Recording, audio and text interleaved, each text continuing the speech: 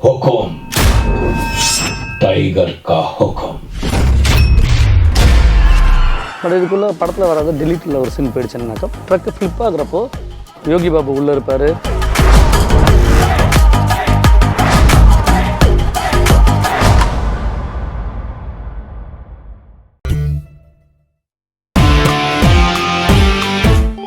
ஈஸ்வரி, இவங்க எல்லாரும் பேசுறதுல ஒரு நியாயம் இருக்கு.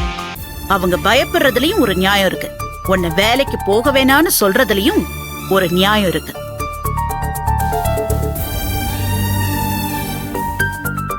பெண்களை வீட்டுக்குள்ளேயே பூட்டி வச்சு வெளியில போக கூடாதுன்னு சொல்ற காலம் எல்லாம் மலையேறி போச்சு.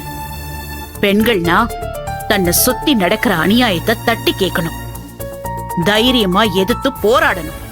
அந்த போராட்ட குணத்தை சமுதாயம் பாராட்டதோ இல்லையோ, அவளை சார்ந்த குடும்பம் நாம பாராட்டணும். அதை விட்டுட்டு பெண்களோட முன்னேற்றத்துக்கு முட்டுக்கட்டையா நாம எப்பவுமே இருக்கக்கூடாது. அந்த மாதிரி குடும்பமா நம்ம இருக்கவே கூடாது.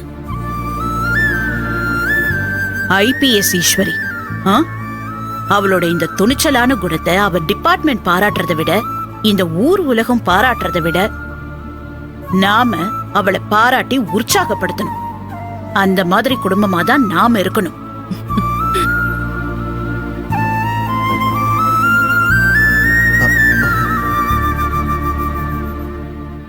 இப்படியெல்லாம் நான் பேசுவேன்னு நினைச்சியா ஈஸ்வரி?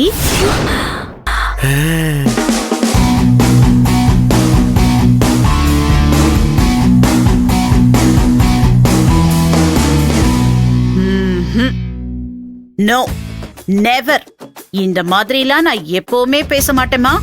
ஏன்னா நீ எவ்வளவு துணிச்சலானவளா இருக்கலாம், தைரியமானவளா இருக்கலாம். ஏன் ஒரு 10 பேரை எதிர்த்து உன்னை சுத்தி வந்தாலும் அவங்களோட சண்டை போட்டு சுக்கு நூறாக்குற ஒரு பெரிய போராளி பொண்ணா கூட இருக்கலாம். ஆனா நீ அதையும் மீறி இந்த வீட்டு மருமக. கரெக்ட் தானே?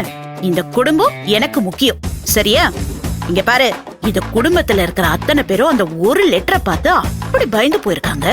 அது மட்டும் இல்ல, அழகு உனக்கு ஏதாவது ஆயிடுமோன்னு பயந்து பயந்து பயத்திலே அவசத்துக்கிட்டு இருக்கான். இந்த மாதிரி நேரத்துல நான் இந்த மாதிரி எல்லாம் டயலாக் ஒண்ணு பார்த்து பேசுவேன்னு நீ கொஞ்சம் கூட எதிர்பார்க்காத, சரியா? நான் சொல்றத மட்டும் கேளு, அழகு சொல்றதையும் கேளு. அவன் சொன்ன மாதிரி வேலைக்கு போனியா, 5 நாள் சும்மா உட்காந்தியான்னு, அதுக்கப்புறமா ராஜினாமா லெட்டர் கொடுத்துட்டு வீட்டுக்கு வர வழிய பாரு. இதுக்கு நடுவுல வேற ஏதாவது பிரச்சனைய கிளப்பி ஏதாவது ஒரு ரவுடி திரும்ப இந்த மாதிரி ஒரு லெட்டரை நம்ம வீட்டுக்கு எழுதுனா போன் பண்ணான்னு எனக்கு தெரிஞ்சது, அதுக்கப்புறம் நான் உன்னை தொலைச்சிடுவேன். ஜாக்கிரதை. பாசே, பஞ்சாயத்து தலைவி அம்மா என்ன திருப்பி சொல்றாங்கன்னு புரியலையே பாசு. உனக்கு புரியுதா பாசு? நானும் புரியாம தானடா பாத்துக்கிட்டு இருக்கேன். போடாங்கிட்டு. அத்தை, இனிமே எந்த பிரச்சனையும் வராது அத்தை. இப்ப நான் போட்டுமா? மனசுல வச்சுக்கிட்டு கிளம்பு போ. அண்ணி அண்ணி இந்தாங்க.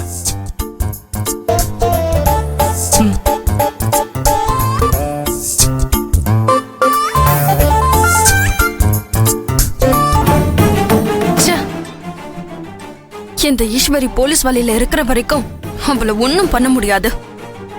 அவ வேலையை விட்டுட்டு வீட்டோட இருப்பான்னு பார்த்தா அது நடக்காது போலயே.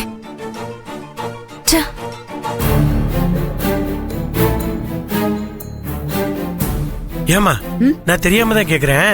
இவள 5 நாள் வேலைக்கு அனுப்புறதுக்காகத்தான் இப்படி மூச்சை புடிச்சுக்கிட்டு வசனம் பேசிக்கிட்டியா? அப்படிலாம் ஒண்ணு இல்லடா. ஏன்டா அப்படிலாம் நினைக்கிற? இங்க பாரு, அம்மா எப்பவுமே உன் சைடு தான். நீனுமே எதை பத்தியும் கவலைப்படாத. 5 நாள் தானே, அவ பாட்டுக்கு வேலைக்கு போயிட்டு வரட்டும். இதுக்கு நடுவில் அவ ஏதாவது பிரச்சனை எடுத்துட்டு வந்தா அம்மா கிட்ட சொல்லு, அவளை நான் தொலைச்சு கட்டிடுறேன். என்ன? விட மாட்டேன். சரி, நன்றி.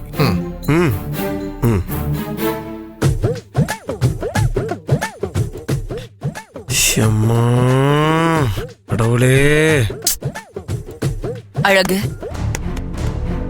உன்னை பார்த்தா பாவமா இருக்குப்பா. என் மனசு கேட்காம தான்ப்பா சொல்றேன். உங்க அம்மா ஈஸ்வரி கிட்ட சண்டை போடுற மாதிரி நடிக்கிறாங்க. என்ன பெரியம்மா சொல்றீங்க?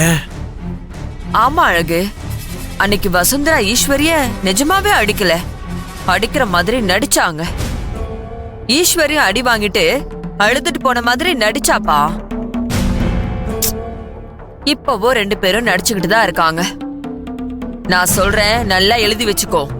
ஈஸ்வரி போலீஸ் வேலைய விட மாட்டா. நான் சொல்றத நீ நம்பலனா,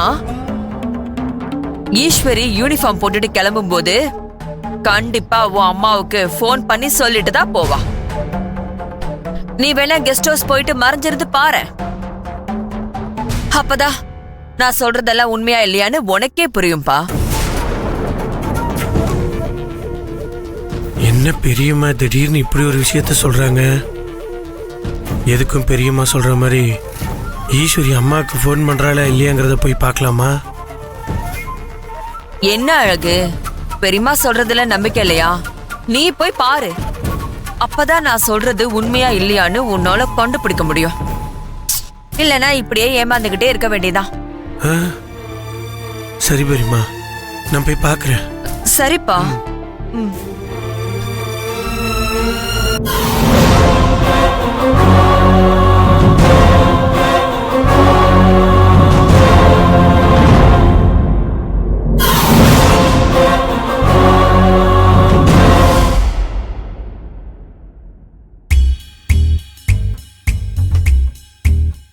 அன்னைக்கு தீக்குச்சி என்னடான்னா ஈஸ்வரி அம்மாவும் சேர்ந்துக்கிட்டு ஏதோ கேம் விளையாடுறாங்கன்னு சொன்னா. அப்ப அதை என்னால நம்ப முடியல. ஆனா இப்போ பெரியம்மாவும் திரும்பவும் அதே தான் சொல்றாங்க. ஈஸ்வரி அடிச்சதும் அவ பயந்ததும் எல்லாமே 2 பேரும் சேர்ந்து போடுற நாடகம்னு சொல்றாங்க.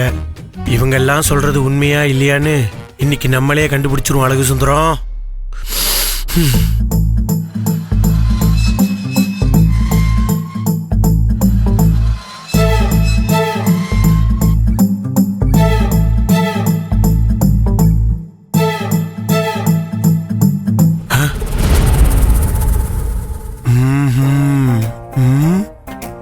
ஆமா, ஈஸ்வரி எங்க இருப்பா?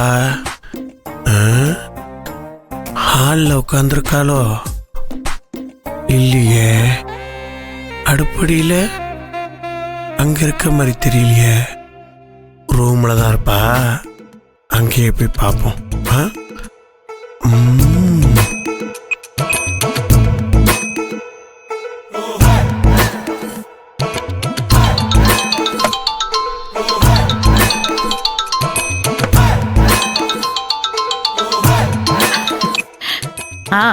சொல்லு ஈஸ்வரி.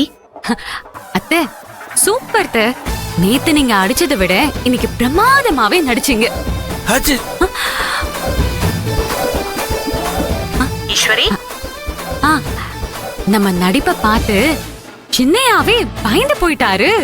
அடி பாவி, அப்படின்னா தீக்குச்சியும் பெரியம்மாவும் சொன்னது உண்மைதானா? ஆமா ஈஸ்வரி, இன்னைக்கு நடிச்சதுல அவ 5 நாளைக்கு வாயே திறக்க மாட்டான். நீ நிம்மதியா வேலைக்கு போலாம்.